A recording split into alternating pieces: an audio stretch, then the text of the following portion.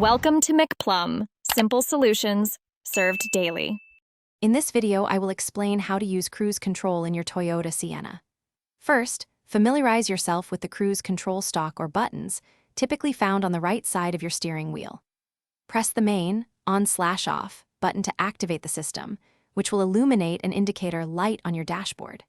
Remember, cruise control only engages when your vehicle speed is above approximately 25 miles per hour, ensuring safe operation on highways. Once you've reached your desired cruising speed, gently push the cruise control stalk downwards to the set position. This action locks in your current speed, and you can then remove your foot from the accelerator pedal. A green indicator light on your dashboard will confirm that your cruise control is actively maintaining your set speed, allowing for a more relaxed driving experience on long journeys.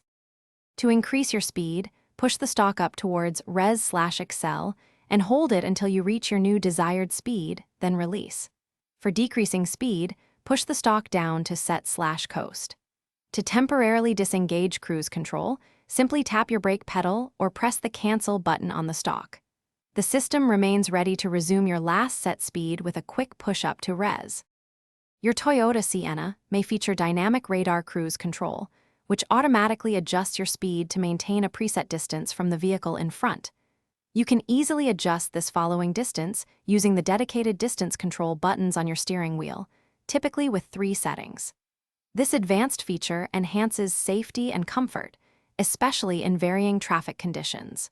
For more great deals, including the Shark AI Ultra Robot Vacuum, check the description below.